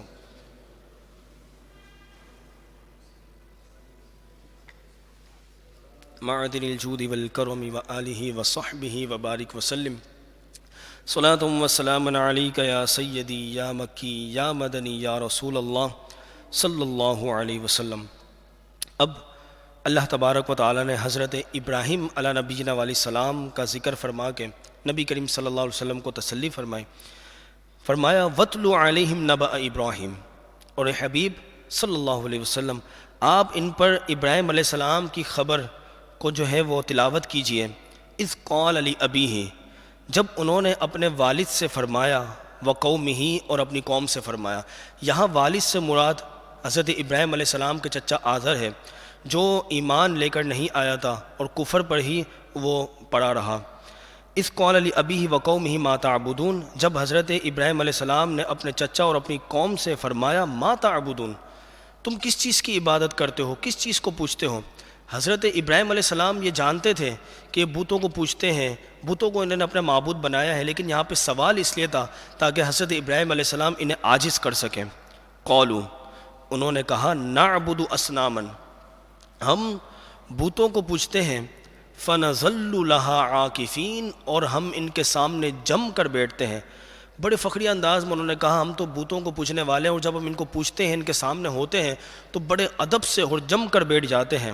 قال، حضرت ابراہیم علیہ السلام نے فرمایا هل يسمعونکم اذ تدعون، کیا وہ تمہاری سنتے ہیں جب تم انہیں پکارتے ہو؟ جب تم انہیں پکارتے ہو کیا وہ تمہاری کسی چیز کا جواب دیتے ہیں، کسی سوال کا جواب دیتے ہیں؟ او ینفعونکم او یضرون، یا وہ تمہیں کوئی نفع دیتے ہیں یا نقصان دیتے ہیں؟ یعنی جب تم ان کی پوجا کرو تو کیا وہ تمہیں نفع دیتے ہیں، یا کسی دن تم ان کی پوجا نہ کرو تو کیا وہ تمہیں کوئی نقصان پہنچاتے ہیں؟ اب جب یہ انہوں نے سنا تو وہ خاموش ہوئے۔ قالوا، پھر وہ کہنے لگے بل وجدنا آباءنا کذالک یفعلون، بلکہ ہم نے اپنے باپ داداؤں کو ایسا کرتے ہوئے پایا، اس وجہ سے ہم کرتے ہیں۔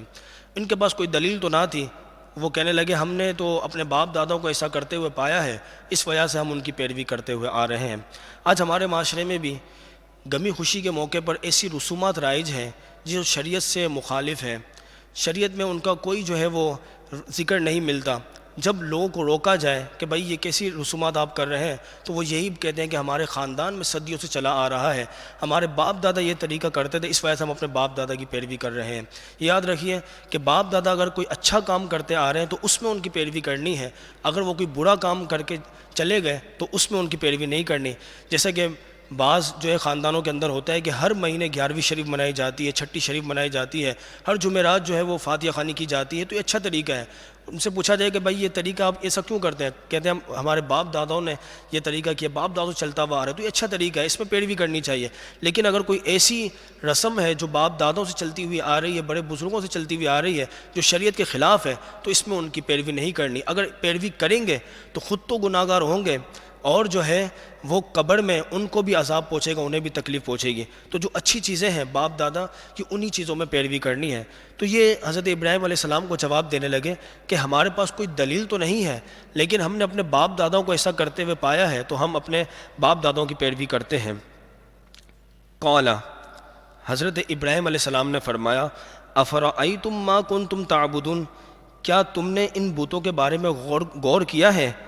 انتم وآباؤکم الاقدمون، اور تم سے پہلے تمہارے باپ دادوں نے بھی ان کے بارے میں غور کیا ہے کہ یہ تو بالکل عاجز ہیں، یہ تو وہ بت ہیں کہ جن کو تم نے اپنے ہاتھوں سے بنایا ہے، نہ تو یہ کسی چیز کا جواب دیتے ہیں، نہ کچھ کر سکتے ہیں، پھر تم کیوں انہیں پوچھتے ہو؟ فإنہم عدو لی الا رب العالمین، حضرت ابراہیم علیہ السلام نے فرمایا یہ سارے کے سارے بت میرے دشمن ہیں سوائے رب العالمین کے، میں ایک رب کو مانتا ہوں اور ایک ہی رب کی عبادت کرتا ہوں۔ اب آگے حضرت ابراہیم علیہ السلام نے اللہ تبارک و تعالیٰ کے اوصاف، اللہ تبارک و تعالیٰ کی صفت بیان کرنا شروع فرمائی۔ الذی خلقنی فہو یہدین، فرمایا اللہ وہ ذات ہے، میرا رب وہ ہے جس نے مجھے پیدا کیا اور مجھے سیدھے راستے کی ہدایت دی، جس نے مجھے پیدا کیا ہے اور اسی نے مجھے سیدھا راستہ دکھایا، اور میں بت پرستی سے اور شرک سے دور رہا، اس نے مجھے ہدایت کا راستہ دکھایا۔ والذی هو یطعمنی ویسقین، اور وہی ہے جو مجھے کھلاتا ہے اور پلاتا ہے، بھوک میں کھلاتا ہے اور جب مجھے پیاس لگتی ہے مجھے پلاتا ہے۔ وَإِذَا مَرِضْتُ فَهُوَ يَشْفِينِ، جب میں بیمار ہوتا ہوں تو وہی ہے جو مجھے شفا دیتا ہے۔ مفسرین کرام فرماتے ہیں کہ حضرت ابراہیم علیہ السلام کے اس قول پہ بندہ غور کرے۔ حضرت ابراہیم علیہ السلام نے فرمایا کہ جب میں بیمار ہوتا ہوں تو وہ مجھے شفا دیتا ہے۔ حضرت ابراہیم علیہ السلام نے یہ نہیں فرمایا کہ بیماری بھی وہی دیتا ہے، شفا بھی وہی دیتا ہے، حالانکہ ایسا ہی ہے، بیماری دینے والا بھی اللہ ہے، شفا دینے والا بھی اللہ ہے، لیکن بزرگان فرماتے ہیں کہ جب کوئی برائی پہنچے، کوئی بیماری پہنچے تو اس کی نسبت اپنی طرف کرنی چاہیے، اور کوئی اچھائی پہنچے، کوئی خوشی پہنچے تو اس کی نسبت اللہ کی طرف کرنی چاہیے، جیسے کہ حضرت ابراہیم علیہ السلام نے فرمایا وَإِذَا مَرِضْتُ، جب میں بیمار ہوتا ہوں فَهُوَ يَشْفِينِ، تو وہ مجھے شفا دیتا ہے، وَالَّذِي يُمِيتُنِي ثُمَّ يُحْيِينِ، اور وہی ہے جو مجھے موت دے گا پھر مجھے زندہ کرے گا، زندگی موت دینے والا وہی ہے، مرنے کے بعد دوبارہ زندہ کرنے والا بھی وہی ہے، وَالَّذِي أَطْمَعُ أَن يَغْفِرَ لِي خَطِيئَتِي يَوْمَ الدِّينِ، اور وہی ہے جس سے میں تمنا کرتا ہوں یہ کہ وہ میری خطاؤں کو بخش دے گا قیامت کے دن۔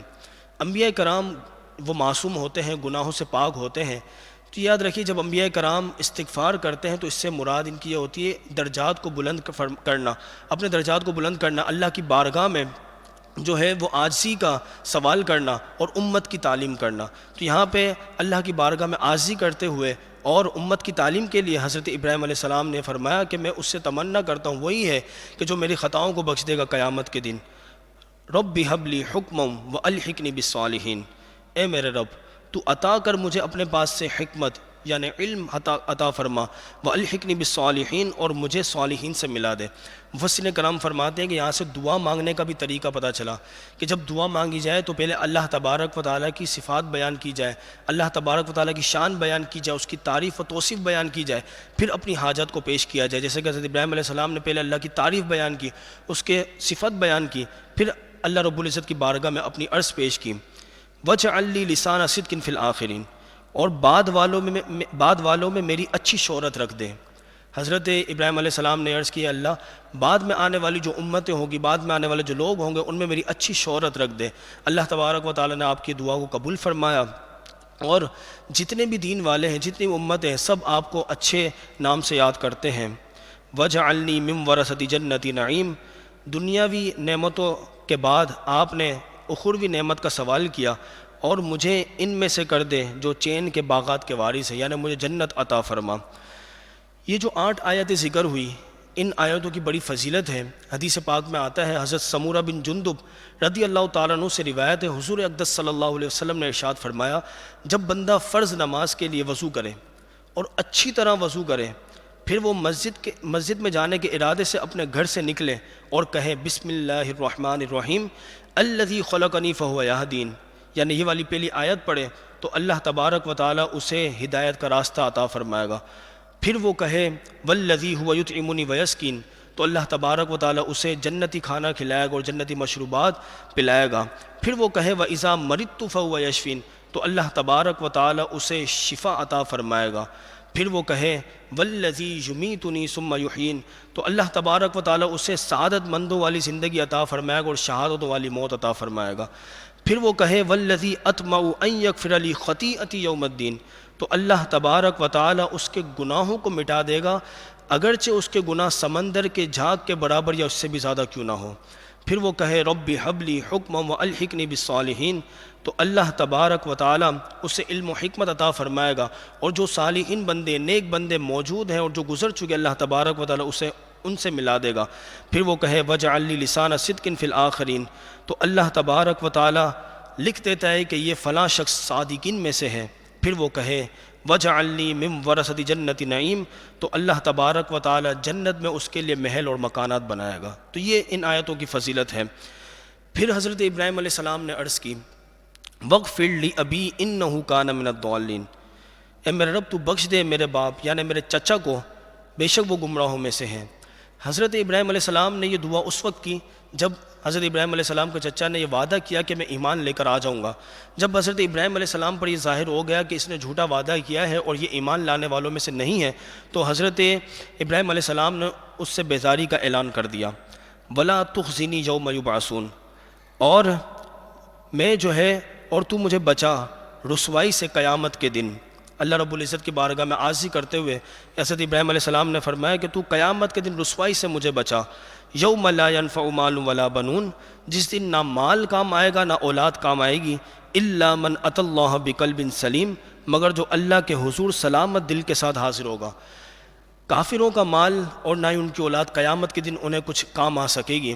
کافر اگرچہ اپنے مال کو اچھی جگہ خرچ کرے، غریبوں کی مدد کرے، تب بھی اس کا مال اسے فائدہ نہیں دے گا، چونکہ اصل چیز ہے ایمان۔ ایمان موجود ہے تو ہی سارے عمل جو ہے وہ کام دیں گے، فائدہ دیں گے۔ اگر بندے میں ایمان ہی موجود نہیں تو سارے اعمال یہ آخرت میں کچھ فائدہ نہ دیں گے۔ اسی لیے اللہ رب العزت نے فرمایا الا من اتى اللہ بقلب سلیم، مگر جو اللہ کے حضور سلامت دل کے ساتھ حاضر ہو تو اسے مال بھی فائدہ دے گا اور اولاد بھی فائدہ دے گی۔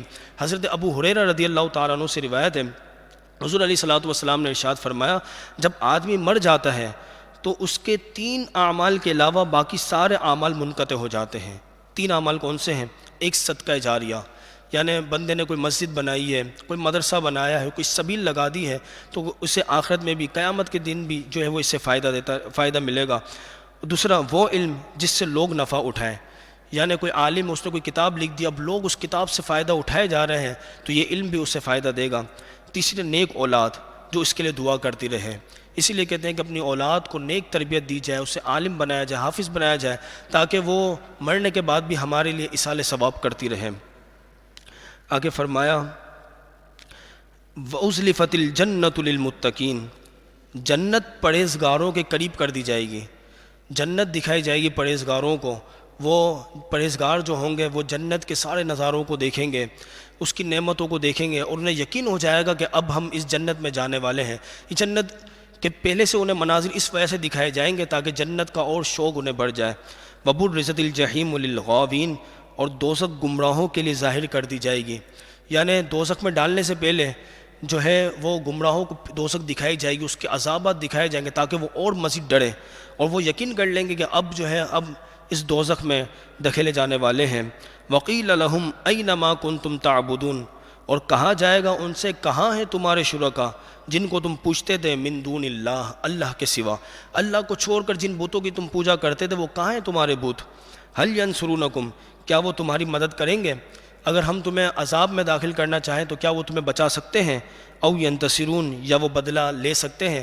جب ہم تمہیں عذاب میں، جہنم میں ڈال دیں تو کیا وہ اس کا بدلہ لے سکتے ہیں؟ فَكُبْكِبُوا فِيهَا هُمْ وَالْغَاوُونَ، تو انہیں جہنم میں اوندھے کر دیا جائے گا۔ وَجُنُودُ إِبْلِيسَ أَجْمَعُونَ، اور ابلیس کے سارے لشکر کو جہنم میں ڈال دیا جائے گا۔ ابلیس کے لشکر سے مراد وہ ہیں جو شیطان کی پیروی کرنے والے ہیں، اس سے جن بھی مراد ہے اور انس بھی مراد ہیں۔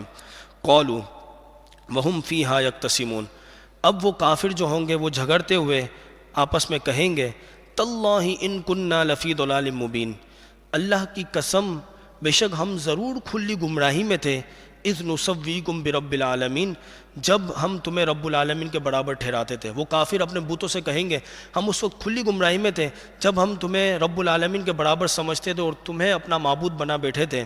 وما اضلنا الا المجرمون، ہمیں تو صرف مجرموں نے ہی گمراہ کیا، یعنی وہ اپنے باپ داداؤں کی طرف کہیں گے کہ ہمیں ہمارے باپ دادوں نے گمراہ کیا، خود بھی مجرم تھے اور ہمیں بھی جو ہے مجرم بنا دیا۔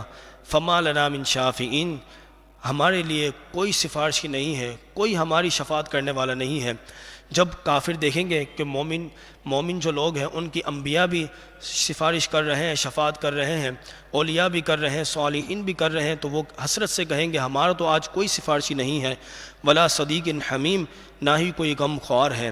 فلو ان لنا کرۃ فنکون من المؤمنین، اگر ہمارے لیے دوبارہ لوٹنا ہوتا تو ضرور ہم ایمان والے ہوتے۔ اب وہ تمنا کریں گے کاش کہ ہمارے لیے ایک دفعہ پھر لوٹنا ہو جائے تو ہم ضرور ایمان والے ہوں گے۔ روایتوں میں آتا ہے کہ بعض مومن بھی وہ ہوں گے جو گناہ گار ہوں گے، اپنی زندگی غفلتوں میں گزاری ہوگی، جب انہیں ان کی پکڑ کی جائے گی قیامت کے دن، انہیں عذاب دیا جائے گا تو وہ تمنا کریں گے اور عرض کریں گے اے ہمارے رب، ایک لمحے کے لیے ہمیں دنیا میں جو ہے وہ جانے دے، ہم ایک نماز پڑھ کے آئیں، ایک تسبیح پڑھ کے آئیں، ہم جو ہے وہ تیری عبادت بجا لائیں، وہ تمنا کریں گے، لیکن پھر انہیں دوبارہ موقع نہیں دیا جائے گا۔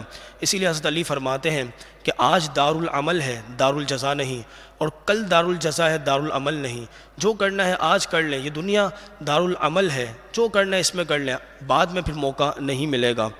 ان فی ذلک لآیہ، بے شک اس میں ضرور نشانیاں ہیں، وما کان اکثرهم مؤمنین، لیکن اکثر لوگ وہ ایمان نہیں لاتے۔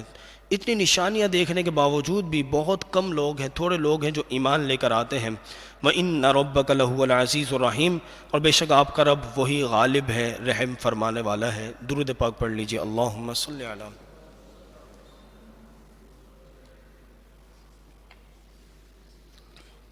ومولانا محمد معدن الجود والکرم وآلہ وصحبہ وبارک وسلم صلاۃ وسلام علیک یا سیدی یا مکی یا مدنی یا رسول اللہ صلی اللہ علیہ وسلم۔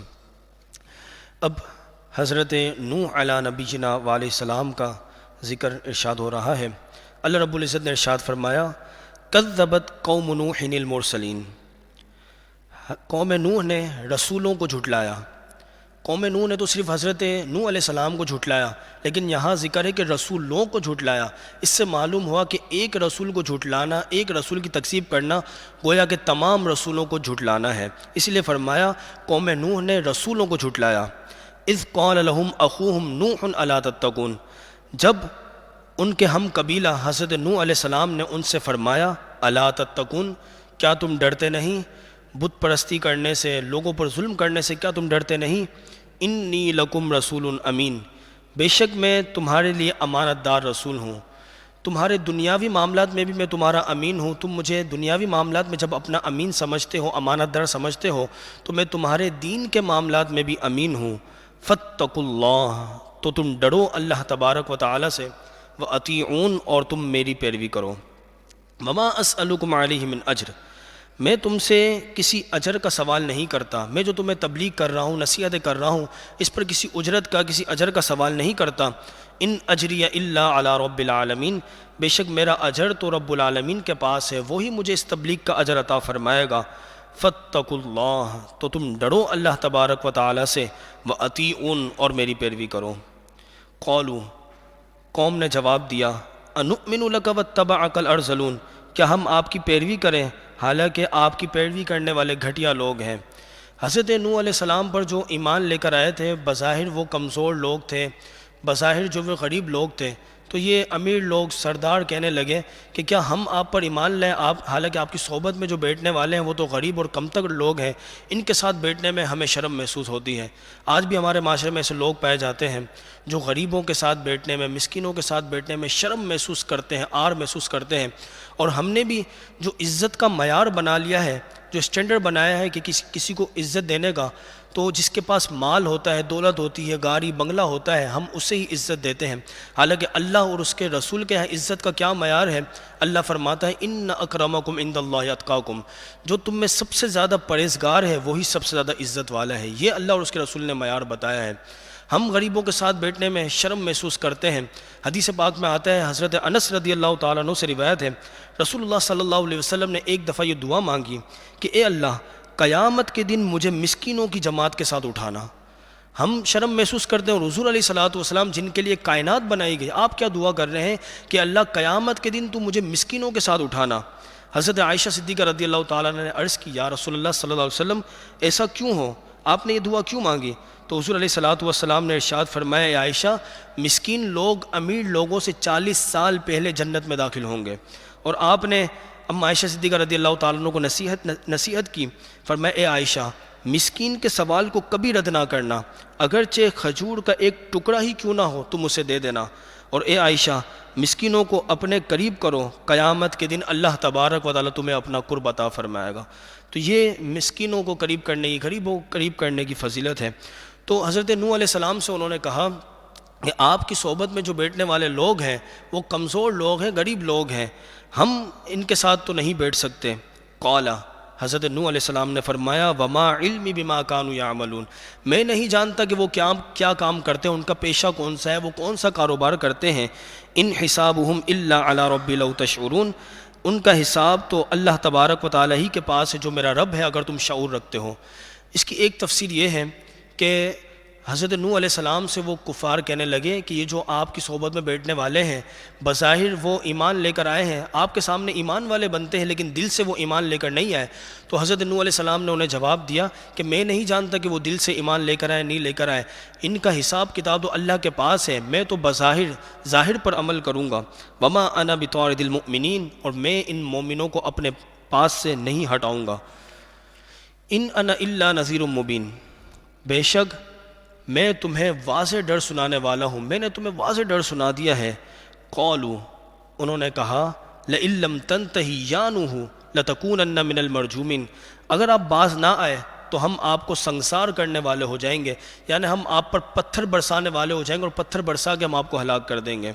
قال، حضرت نوح علیہ السلام نے اللہ کی بارگاہ میں عرض کی، ربی، اے میرے رب، ان قومی کذبون، بے شک میری قوم نے مجھے جھٹلایا ہے، فافتح بینی وبینہم فتحا، تو تو فیصلہ فرما دے میرے درمیان اور میری قوم کے درمیان، فتحا کھلا فیصلہ فرما دے، ونجنی ومن معی من المؤمنین، اور تو مجھے نجات دے اور میرے ساتھ جو ایمان والے ہیں انہیں نجات عطا فرما۔ حضرت نوح علیہ السلام نے یہ دعا اس لیے نہیں کی کہ انہوں نے آپ کو پتھر مار کے ہلاک کرنے کا کہا، بلکہ آپ نے یہ دعا اس لیے کی، ان کے لیے جو دعائے ضرر اس لیے آپ نے فرمائی کہ وہ اپنی سرکشی میں بہت بڑھ گئے تھے، اور جو ایمان لے کر آئے تھے یہ انہیں بھی گمراہ کرنے والے تھے، اس وجہ سے آپ نے یہ ان کے لیے دعائے ضرر فرمائی کہ اے میرے رب، تو جو ہے میرے درمیان اور ان کے درمیان فیصلہ فرما دے، ہمیں نجات عطا فرما۔ فَأَنْجَيْنَاهُ، تو اللہ تبارک و تعالیٰ نے فرمایا ہم نے نجات دی حضرت نوح علیہ السلام کو، وَمَن مَّعَهُ، اور جو ان کے ساتھ تھے، فِي الْفُلْكِ الْمَشْحُونِ، بڑی ہوئی کشتی میں۔ اللہ تبارک و تعالیٰ نے حضرت نوح علیہ السلام کو وہی فرمائی کہ آپ اور آپ کے ساتھ جو ایمان والے ہیں کشتی میں سوار ہو جائے۔ جب وہ کشتی میں سوار ہوئے، ثم اغرقنا بعد الباقین، پھر ہم نے باقی رہنے والوں کو غرق کر دیا۔ جو نافرمان لوگ تھے، ایک طوفان آیا اور وہ سارے کے سارے اس طوفان میں غرق ہو گئے۔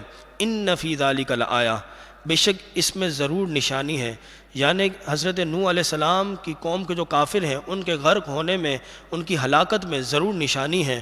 وما کان اکثرهم مؤمنین، بہت ہی تھوڑے لوگ تھے وہ ایمان لے کر آئے۔ مفسرین کرام فرماتے ہیں جو حضرت نوح علیہ السلام کے ساتھ کشتی میں سوار ہوئے، جو نجات پانے والے تھے وہ 80 مرد و عورت تھے، اکثر لوگ وہ ایمان لے کر نہیں آئے۔ وَإِنَّ رَبَّكَ لَهُوَ الْعَزِيزُ الرَّحِيمُ، بے شک آپ کا رب وہی غالب ہے، رحم فرمانے والا ہے۔ درود پاک پڑھ لیجئے، اللہم صلی علی سیدنا و مولانا محمد معدن الجود والکرم وآلہ وصحبہ وبارک وسلم۔ صلاۃ و سلام علیک یا سیدی یا مکی یا مدنی یا رسول اللہ صلی اللہ علیہ وسلم۔ اب حضرت ہود علیہ السلام کی قوم کا ذکر ہو رہا ہے۔ اللہ رب العزت نے ارشاد فرمایا، کذبت عاد المرسلین، قوم عاد نے رسولوں کو جھٹلایا۔ قوم عاد کی طرف اللہ تبارک و تعالی نے حضرت ہود علیہ السلام کو مبعوث فرمایا تھا۔ حضرت ہود علیہ السلام کو جھٹلانا گویا کہ تمام رسولوں کو جھٹلانا، فرمایا قوم عاد نے رسولوں کو جھٹلایا۔ اذ قال لهم اخوهم ہود، جب ان کے ہم قبیلہ حضرت ہود علیہ السلام نے ان سے فرمایا، الا تتقون، کیا تم ڈرتے نہیں؟ بت پرستی کرنے سے، شرک کرنے سے، لوگوں کو تنگ کرنے سے تم ڈرتے نہیں کہ اللہ تبارک و تعالیٰ کا عذاب تم پر نازل ہو جائے؟ انی لکم رسول امین، بے شک میں تمہارے لیے امانت دار رسول ہوں، تمہارا مخلص ہوں، تمہارا خیر خواہ ہوں، تمہارا امین ہوں۔ فاتقوا اللہ، تو تم ڈرو اللہ تبارک و تعالیٰ سے، واطیعون، اور تم میری پیروی کرو۔ وما اسألکم علیہ من اجر، اور میں سوال نہیں کرتا تم سے اس تبلیغ پر کسی اجرت کا، میں تم سے کوئی اجرت نہیں مانگتا، میں تو اخلاص کے ساتھ تمہیں تبلیغ کرتا ہوں۔ ان اجری الا علی رب العالمین، بے شک میرا اجر تو رب العالمین کے پاس ہے، وہی مجھے اس تبلیغ کا اجر عطا فرمائے گا۔ اتبنون بکل ریء آیۃ تعبثون، کیا تم ہر بلندی پر راہ گیروں کے لیے ایک نشانی بناتے ہو کہ تم ان کا مذاق اڑا سکو؟ حضرت ہود علیہ السلام کی قوم بت پرستی کے ساتھ ساتھ اور بھی گناہوں میں ملوث تھی، جیسے کہ وہ راستے میں کوئی چوکیاں بناتی، وہاں پہ کھڑی ہو جاتی، اور جو ہے یہ لوگ یہ کیا کرتے کہ جو گزرنے والا ہوتا، راہگیر ہوتا، یہ اس کا مذاق اڑایا کرتے۔ اگر کوئی قافلہ آتا تو قافلے کو لوٹ لیا کرتے، تنگ کیا کرتے۔ وَتَتَّخِذُونَ مَصَانِعَ لَعَلَّكُمْ تَخْلُدُونَ، اور مضبوط محل بناتے ہو اس امید پر کہ تم ہمیشہ رہو گے۔ حضرت ہود علیہ السلام کی قوم کی روش آج ہمارے معاشرے میں بھی پائی جاتی ہے کہ ہمارے یہاں بھی ایسے لوگ پائے جاتے ہیں کہ بازاروں میں اور گلی محلوں کے کونے پر بیٹھ جاتے ہیں اور گزرنے والوں کو تکلیف پہنچاتے ہیں۔ کوئی معذور ہو تو اس کا مذاق اڑاتے ہیں، گزرنے والوں کو پتھر مارتے ہیں، مذاق اڑاتے ہیں۔ حالانکہ حضور علیہ الصلوۃ والسلام نے راستے پر بیٹھنے سے ویسے ہی منع فرمایا۔ حدیث پاک میں آتا ہے کہ رسول اللہ صلی اللہ علیہ وسلم نے صحابہ کرام سے ارشاد فرمایا، اے صحابہ، راستے میں بیٹھنے میں کوئی بھلائی نہیں، صحابہ کرام نے عرض کی یا رسول اللہ صلی اللہ علیہ وسلم ہمارے پاس اور کوئی چارہ نہیں، ہمیں اپنے دنیاوی معاملات میں مشاورت کرنی ہوتی ہے اور ہمارے پاس کوئی اور ایسی جگہ نہیں کہ ہم وہاں پہ جا کے مشاورت کریں۔ تو رسول اللہ صلی اللہ علیہ وسلم نے فرمایا اچھا اگر تمہیں ایسا ہی بیٹھنا ہے، اتنی مجبوری ہے، تو تم راستے کا حق بھی ادا کرو۔ تو عرض کی یا رسول اللہ صلی اللہ علیہ وسلم راستے کا حق کیا ہے؟ تو حضور علیہ الصلوۃ والسلام نے ارشاد فرمایا نظروں کو نیچی رکھنا، یعنی جب راستے میں بیٹھو، جب راستے میں چلو تو اپنی نظروں کو نیچے رکھنا، اذیت کو دور کرنا، یعنی کوئی پتھر وغیرہ پڑا ہوا ہے، کوئی ایسی چیز ہے جس سے لوگوں کو تکلیف ہو سکتی ہے تو اسے دور کرنا، سلام کا جواب دینا، یعنی کوئی آ کر سلام کرے تو اس کا جواب دینا، اچھی بات کا حکم دینا اور برائیوں سے روکنا، یہ راستے کے حقوق ہیں۔ اور ایک روایت کے اندر دو اور حقوق بیان ہوئے ہیں کہ فریاد کرنے والے کی فریاد کو سننا، یعنی کوئی غریب آ جائے اور وہ فریاد کرے تو اس کی فریاد کو سننا اور اس کی مدد کرنا، اور بھولے ہوئے کو راستہ بتانا، اگر کوئی راستہ بھول جائے اور راستہ پوچھے تو اس کا راستہ بتانا۔ وَإِذَا بَطَشْتُمْ بَطَشْتُمْ جَبَّارِينَ، اور جب تم گرفت کرتے ہو تو بڑی بے دردی سے گرفت کرتے ہو، یعنی وہ یہ کرتے اگر کسی کی گرفت کرنا چاہتے ہیں، کسی کو جو ہے کسی کو گرفت کرنا چاہتے تو یہ کرتے کہ اسے قتل کر دیتے، یا پھر جو ہے وہ اسے سخت سے سخت زیادہ سے زیادہ کوڑے مارا کرتے۔ فَاتَّقُوا اللَّهَ، تو تم ڈرو اللہ تبارک و تعالی سے، وَأَطِيعُونَ، اور تم میری پیروی کرو، ان برائیوں کو، ان بیہودہ کاموں کو تم چھوڑ دو اور میری پیروی کرو۔ وَاتَّقُوا اللَّهَ، اور تم ڈرو اس ذات، وَاتَّقُوا الَّذِي، اور تم ڈرو اس ذات سے، أَمَدَّكُم بِمَا تَعْمَلُونَ، جس نے تمہاری مدد فرمائی ان چیزوں سے جنہیں تم جانتے ہو۔ أَمَدَّكُم بِأَنْعَامٍ وَبَنِينَ، اس نے تمہاری مدد فرمائی چوپائیوں کے ذریعے اور بیٹوں کے ذریعے، یعنی چوپائیوں کے ذریعے تمہاری مدد فرمائی کہ تم جو ہے وہ جانوروں کا گوشت بھی کھاتے ہو، سواری بھی کرتے ہو، دودھ بھی پیتے ہو، اور اولاد کے ذریعے، بیٹوں کے ذریعے اس نے تمہاری قوت میں، طاقت میں اضافہ فرمایا۔ وجنات وعیون، اور باغوں اور چشموں کے ذریعے تمہاری مدد فرمائی۔ اتنی نعمتیں اس نے تمہیں عطا فرمائی، پھر بھی تم اس کی ناشکری کرتے ہو، کفر کرتے ہو۔ انی اخاف علیکم عذاب یوم عظیم، بے شک میں خوف کرتا ہوں تم پر بڑے دن کے عذاب کا۔ اگر تم نے یہ نافرمانیوں کو جاری رکھا تو میں خوف کرتا ہوں کہ اللہ تبارک و تعالیٰ کا عذاب تم پر نازل ہو جائے۔ قولوا، انہوں نے جواب دیا سواء علینا اوعظت ام لم تکن من الواعظین، برابر ہے ہمارے لیے کہ آپ نصیحت کریں یا آپ نصیحت نہ کریں، ہمارے لیے برابر ہے۔ اگر آپ نصیحت کرتے ہیں تو آپ اپنا وقت ضائع کر رہے ہیں، ہم آپ کی کسی طرح بات کو نہیں سنیں گے، کسی طرح ہم آپ کی بات نہیں مانیں گے۔ ان ھذا الا خلق الاولین، بے شک یہ تو پچھلوں کی کہانیاں ہیں، یہ جو آپ عذاب سے ہمیں ڈرا رہے ہیں کہ پچھلی قوم پر ایسا عذاب آ گیا، یہ تو پچھلوں کی کہانیاں ہیں۔ وما نحن بمعذبین، اور ہمیں عذاب نہیں دیا جائے گا۔ فکذبوہ، تو جب انہوں نے جھٹلایا، فاہلکناہم، تو ہم نے انہیں ہلاک کر دیا۔ ان فی ذلک لآیہ، بے شک اس میں ضرور نشانی ہے، یعنی قوم عاد کی ہلاکت میں ضرور نشانی ہے۔ وما کان اکثرہم مؤمنین، اور بہت ہی تھوڑے لوگ تھے جو ایمان لے کر آئے، اس قوم کے بھی اکثر لوگ ایمان لے کر نہیں آئے۔ وَإِنَّ رَبَّكَ لَهُوَ الْعَزِيزُ الرَّحِيمُ، اور بے شک آپ کا رب ہی غالب ہے، رحم فرمانے والا ہے۔ درود پاک پڑھ لیجئے، اللہم صلی علی۔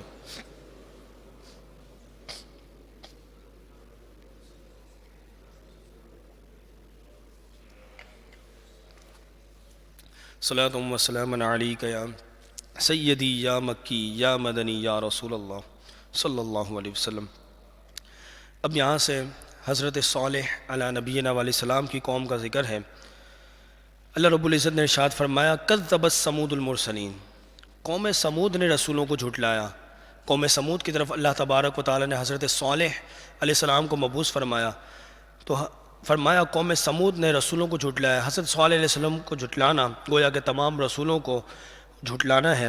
اذ قال لهم اخوهم صالح الا تتقون، جب ان کے ہم قبیلہ حضرت صالح علیہ السلام نے ان سے فرمایا الا تتقون، کیا تم ڈرتے نہیں بت پرستی کرنے سے، شرک کرنے سے، اللہ کی نافرمانی کرنے سے۔ انی لکم رسول امین، بے شک میں تمہارے لیے امانت دار رسول ہوں، تمہارا خیر خواہ ہوں، تمہارا مخلص ہوں۔ فاتقوا اللہ، تو تم ڈرو اللہ تبارک و تعالی سے، واطیعون، اور تم میری پیروی کرو۔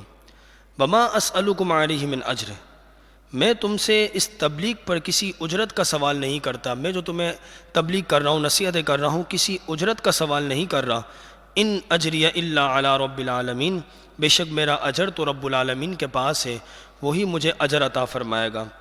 اتترکون فیما ہاہنا آمنین، کیا تم یہاں دنیا کی نعمتوں میں امن و امان سے چھوڑ دیے جاؤ گے؟ کیا تم یہ سمجھتے ہو کہ تمہیں کبھی موت نہیں آئے گی اور دنیا کی نعمتیں تمہیں ہمیشہ ملتی رہے گی اور تم ایسے ہی چھوڑ دیے جاؤ گے؟ فی جنات وعیون، باغوں اور چشموں میں، وزروع ونخل طلعها حدیم، اور کھیتوں اور کھجوروں میں جن کا شگوفہ نرم و نازک ہوتا ہے۔ کیا تم ان نعمتوں میں، دنیاوی نعمتوں میں ہمیشہ چھوڑ دیے جاؤ گے اور جو دنیاوی نعمتیں تمہیں ہمیشہ ملتی جائے گی، کیا تم یہ سمجھتے ہو؟ وَتَنْحِتُونَ مِنَ الْجِبَالِ بُيُوتًا فَارِهِينَ، اور پہاڑوں میں گھر کو تراشتے ہو اپنی کاریگری دکھانے کے لیے۔ حضرت صالح علیہ السلام کی قوم یعنی قوم سمود یہ کیا کرتی، پہاڑوں میں طرح طرح کے گھر کو تراشا کرتی اور اپنی کاریگری، اپنی ماہری دکھایا کرتی۔ فَاتَّقُوا اللَّهَ، تو تم ڈرو اللہ تبارک و تعالی سے، وَأَطِیعُونِ، اور تم میری پیروی کرو۔ وَلَا تُطِیعُوا أَمْرَ الْمُسْرِفِینَ، اور تم حد سے بڑھنے والوں کی پیروی نہ کرو۔ حد سے بڑھنے والے کون ہیں؟ فرمایا الَّذِینَ یُفْسِدُونَ فِی الْأَرْضِ، وہ لوگ جو زمین میں فساد پھیلاتے ہیں، ولا یصلحون، اور اصلاح کی باتیں نہیں کرتے۔ جو فساد پھیلانے والے ہیں، قتل و غارت کرنے والے ہیں، لوگوں کو تکلیف پہنچانے والے ہیں، تم ان کی پیروی نہ کرو۔ قولوا، اب قوم نے آپ کی اس تبلیغ کا جواب دیا، انما انت من المسحرین، وہ کہنے لگے کہ آپ پر تو جادو ہوا ہے۔ وہ کہنے لگے آپ جو ایسی باتیں کر رہے ہیں لگتا ہے آپ پر جادو ہو گیا ہے۔ ما انت الا بشر مثلنا، آپ تو ہماری ہی مثل بشر ہیں۔ وہ کہنے لگے آپ کیسے رسول ہو سکتے ہیں، آپ تو ہماری طرح بشر ہیں، آپ تو ہماری طرح کھاتے پیتے چلتے پھرتے اٹھتے بیٹھتے ہیں۔ رسول اللہ صلی اللہ علیہ وسلم سے بھی کفار مکہ نے یہی کہا کہ آپ کیسے رسول ہو سکتے ہیں، آپ تو ہماری مثل ہیں، ہماری طرح ہیں۔ کوئی اللہ تبارک و تعالیٰ کو اگر ہماری طرف بھیجنا ہی تھا تو کسی فرشتے کو رسول کیوں نہیں بنایا، فرشتے کو کیوں نہیں بھیجا؟ تو دیکھیے اللہ تبارک و تعالیٰ کی اس میں حکمت ہے کہ اللہ تبارک و تعالیٰ نے انسانوں میں ہی رسولوں کو بنایا۔ اس میں اللہ کی حکمت یہ ہے کہ اگر اللہ تبارک و تعالیٰ کسی فرشتے کو مبعوث فرماتا کہ فرشتہ جا کے انسانوں کو تبلیغ کرے تو لوگ اس فرشتے سے دور بھاگتے، کیونکہ اس کی ہیبت ہی اتنی ہوتی اور وہ اس سے تبلیغ حاصل نہیں کر سکتے، دین کے مسائل نہیں سیکھ سکتے۔ تو اللہ تبارک و تعالیٰ کی حکمت ہے کہ انسانوں میں انہی کی جنس سے اللہ تبارک و تعالیٰ نے رسولوں کو مبعوث فرمایا۔ وہ کہنے لگے آپ تو ہماری مثل بشر ہیں، فَأْتِ بِآیَةٍ إِن كُنتَ مِنَ الصَّادِقِینَ، آپ لے آئے ہمارے پاس کوئی نشانی اگر آپ سچے ہیں۔ حضرت صالح علیہ السلام نے فرمایا اچھا کیا نشانی مانگتے ہو؟ تو انہوں نے کہا کہ آپ ایسا کریں کہ فلاں جو پہاڑ ہے ہمارے سامنے، اس پہاڑ کے فلاں پتھر سے ایک اونٹنی کو آپ نمودار کریں، اونٹنی نکلے اور اونٹنی 10 ماہ کی گابن ہو اور نکلتے ہی بچے کو جنم دے۔ حضرت صالح علیہ السلام نے نماز پڑھی، اللہ رب العزت کی بارگاہ میں دعا کی اور اس پہاڑ کی طرف آپ نے اشارہ کیا تو اس پہاڑ سے ایک اونٹنی نمودار ہوئی، وہی 10 ماہ کی گابن تھی اور نکلتے ہی اس نے بچہ جنم دیا۔ یہ دیکھ کے کچھ لوگ تو آپ پر ایمان لے کر آ گئے، لیکن اکثر لوگ اس وقت بھی ایمان لے کے نہیں آئے۔ حضرت صالح علیہ السلام نے فرمایا یہ جو اونٹنی ہے یہ اللہ کی نشانیوں میں سے نشانی ہے۔ قال، حضرت صالح علیہ السلام نے فرمایا ھذہ ناقۃ، یہ اونٹنی ہے، لہا شرب، اس کے لیے پینا ہے، ولکم شرب، اور تمہارے لیے پینا ہے، یوم معلوم، ایک مقررہ دن، یعنی ایک دن اس اونٹنی کی باری ہے پانی پینے کی کہ اس دن یہ اونٹنی پانی پیے گی، قوم پانی نہیں پیے گی، اور ایک دن قوم کے پانی پینے کی باری ہے کہ اس دن یہ اونٹنی پانی نہیں پیے گی۔ جس دن اونٹنی کے پانی پینے کی باری تھی تو وہ اتنا پانی پی جاتی کہ سارا کے سارا پانی پی جاتی، کچھ بھی نہ بچتا، اور جس دن اونٹنی کے پانی پینے کی باری ہوتی تو یہ جو قوم تھی یہ اس اونٹنی کا دودھ پیا کرتی، یہ اونٹنی اتنا دودھ دیتی کہ پوری قوم جو ہے اس کے دودھ سے سیراب ہو جاتی۔ ولا تمسوها بسوء، حضرت صالح علیہ السلام نے فرمایا یہ اونٹنی اللہ کی نشانی ہے تو تم اسے برائی سے نہ چھونا، فَيَأْخُذَكُمْ عَذَابُ يَوْمٍ عَظِيمٍ، اگر تم نے ایسا کیا تو بڑے دن کا عذاب تمہیں پکڑ لے گا۔ پہلے ہی حضرت صالح علیہ السلام نے تنبیہ کر دی کہ اللہ کی نشانی ہے، اگر تم نے اسے نقصان پہنچانے کی کوشش کی تو اللہ تبارک و تعالیٰ کا عذاب تم پر نازل ہو جائے گا۔ فَعَقَرُوهَا، تو انہوں نے اس اونٹنی کی کونچوں کو کاٹ دیا۔ کدار نامی ایک شخص تھا، اس نے اس اونٹنی کی کونچوں کو کاٹ دیا اور پوری قوم اس پر راضی تھی۔ فَأَصْبَحُوا نَادِمِينَ، پھر صبح ہوتے ہی وہ پچھتاتے رہ گئے۔ فَأَخَذَهُمُ الْعَذَابُ، کہ اللہ کا عذاب ان پر نازل ہوا۔ حضرت صالح علیہ السلام کو جب پتہ چلا کہ انہوں نے اونٹنی کی کونچیں کاٹ دی، حضرت صالح علیہ السلام نے فرمایا کہ 3 دن بعد تم پر اللہ کا عذاب نازل ہو جائے گا، اور ایسا ہی ہوا کہ 3 دن کے بعد اللہ تبارک و تعالیٰ کا عذاب نازل ہو گیا، ایک ہوا چلی زوردار جس سے سارے کے سارے ہلاک ہو گئے۔ ان فی ذلک لآیہ، بے شک اس میں ضرور نشانی ہے، یعنی حضرت صالح علیہ السلام کی قوم سمود کی ہلاکت میں ضرور نشانی ہے۔ وما کان اکثرهم مؤمنین، اکثر لوگ وہ ایمان لے کر نہیں آئے، بہت تھوڑے لوگ تھے جو اس قوم سے ایمان لے کر آئے۔ وَإِنَّ رَبَّكَ لَهُوَ الْعَزِيزُ الرَّحِيمُ، اور بے شک آپ کا رب وہی غالب ہے، رحم فرمانے والا ہے۔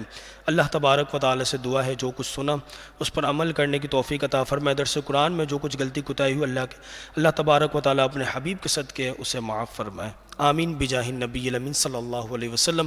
ایک مرتبہ سورہ فاتحہ، 3 مرتبہ سورہ اخلاص اول آخر درود پاک پڑھ لیجئے۔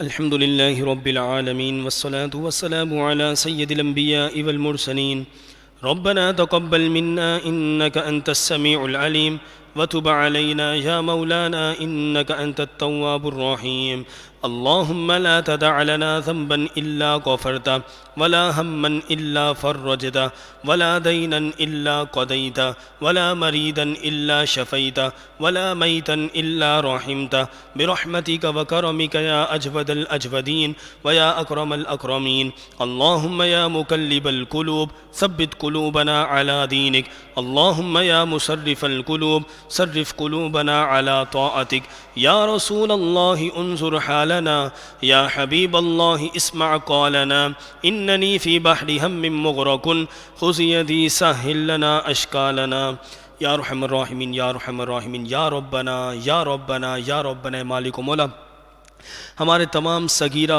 کبیرہ ظاہری پوشیدہ سابقہ موجودہ گناہوں کو معاف فرما، یا رحم الراحمین نیک اعمال کرنے کی توفیق عطا فرما، گناہوں سے نفرت عطا فرما، تیرے اور تیرے حبیب کی تعلیمات پر عمل پیرا ہونے کی توفیق عطا فرما، تیرے اور تیرے حبیب کی ناراضگی والے ہر اعمال سے بچنے کی توفیق عطا فرما، جھوٹ، غیبت، چغلی، بغض، عداوت، برے اخلاق سے ہم سب کو محفوظ فرما، یا رحم الرحمین تقوی، پرہیزگاری، توکل، اخلاص اور یقین کامل کی نعمت عطا فرما، یا رحم الرحمین ہمارے ظاہر سے بڑھ کر ہمارے باطن کو پاک فرما، برے تخیلات، برے تفکرات سے ہم سب کو محفوظ فرما، نفس و شیطان کے مکر و فریب سے محفوظ فرما، زوال نعمت سے محفوظ فرما، یا رحم الرحمین محبوب علیہ الصلوۃ والسلام کی سچی پکی محبت عطا فرما، حضور علیہ الصلوۃ والسلام کی محبت میں جینا، حضور کی محبت میں مرنا نصیب فرما، اپنا سب کچھ حضور علیہ الصلوۃ والسلام پر قربان کرنے کا جذبہ عطا فرما، یا رحم الرحمین محبوب علیہ الصلوۃ والسلام نے جس خیر کا سوال کیا وہ خیر عطا فرما،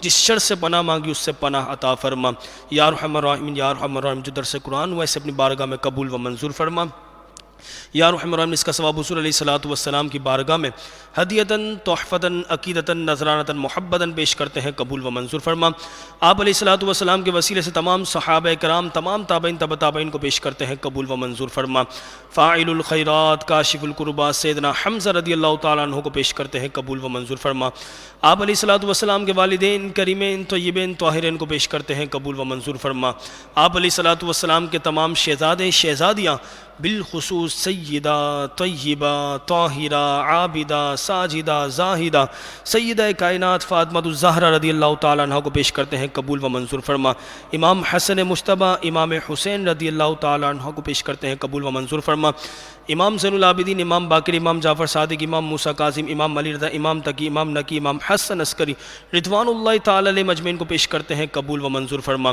بالخصوص پیروں کے پیر دستگیر روشن ضمیر تیری عطاؤں سے ہماری لاج رکھنے والے، ہمیں ٹھوکروں سے بچانے والے حضور غوث پاک رضی اللہ تعالیٰ عنہ کی بارگاہ میں پیش کرتے ہیں، قبول و منظور فرما، حضور غوث پاک کے وسیلے سے تمام اولیاء کرام شرقاً غرباً شمالاً جنوباً جو آرام فرما ہے، عبداللہ شاہ غازی قطب عالم شاہ بخاری سخی عبدالوہاب شاہ جیلانی فاضل شاہ بابا نوری شاہ بابا کوثر شاہ بابا عبداللہ شاہ سبزواری علیہ رحمہ کو پیش کرتے ہیں، قبول و منظور فرما، یا رحم الرحمین یا رحم الرحمین جن بزرگان دین کے اس مہینے میں آراس انہیں پیش کرتے ہیں، قبول و منظور فرما، یا رحم الرحمین یا رحم الرحمین یا رحم الرحمین اس کا ثواب تمام علماء مشائخ، اعلیٰ حضرت خلفاء قاری مسلم صدیقی پیر طریقت رہبر شیخ سے شاط رب اللہ قادری مفتی اقتداء خان علیہ رحمہ کو پیش کرتے ہیں، قبول و منظور فرما۔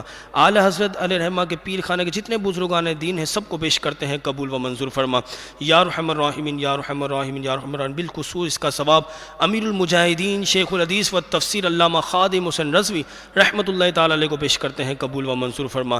یا ارحم الراحمین۔ اس کا ثواب تمام مسلمین مسلمات مؤمنین مؤمنات کو پیش کرتے ہیں، قبول و منظور فرما۔